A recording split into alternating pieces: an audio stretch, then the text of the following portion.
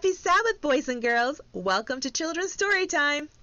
I hope all is well with you and your beautiful families. Guess what? I have a special guest here with me today, and she's going to help me tell today's children's story. Everyone, please meet Miss Velma. Hello, boys and girls. I am so happy to be here. Happy Sabbath to you all. The title of today's children's story is All We Like Sheep? If you could be any kind of animal, what animal would you like to be, boys and girls? Well, one animal some of you might have chosen to be is a sheep.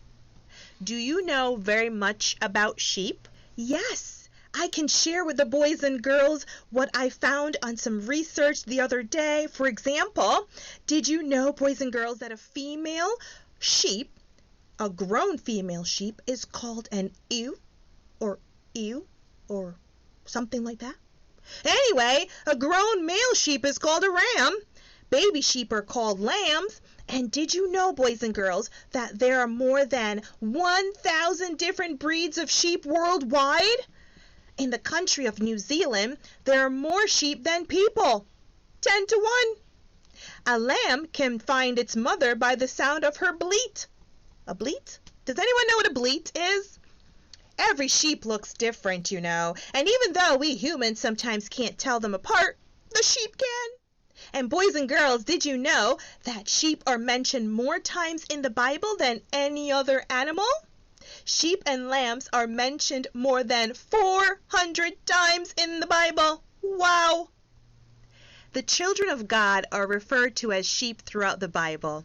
Why? For one thing, raising sheep has been an important way for people to make a living for thousands of years. People in the Bible times knew a lot about sheep, so they were a good object to use in teaching. Another reason is because we humans have so much in common with sheep. For example, sheep aren't very smart.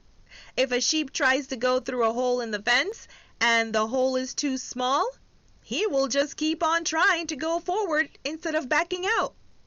Like sheep, we aren't very smart either. We keep on doing the same things over and over and expect different results. Sheep are followers. If one sheep moves, the others will follow, even though it may not be a good decision. If the lead sheep jumps over a cliff, the others are likely to follow. Sometimes we are followers too, boys and girls. We follow what other people are doing, even though it may be harmful to us.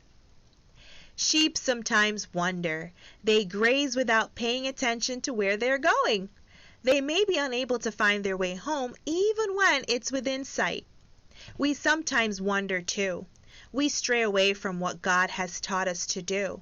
Like the sheep, we sometimes can't find the way home even when it's in plain sight. Fortunately for the sheep, the shepherd is there to rescue them and bring them home to the sheepfold. Fortunately for us, we also have a shepherd to rescue us and lead us home. In the Bible, the prophet Isaiah, he said, "All we like sheep have gone astray. We have turned everyone to his own way. And the Lord hath laid on him the iniquity of us all." He was foretelling that Jesus was coming to rescue the strange sheep. All of us, like sheep, have gone astray. Fortunately, we have a shepherd to lead us home. Jesus is that shepherd. There is salvation through Jesus Christ, boys and girls, and he loves each and every one of us.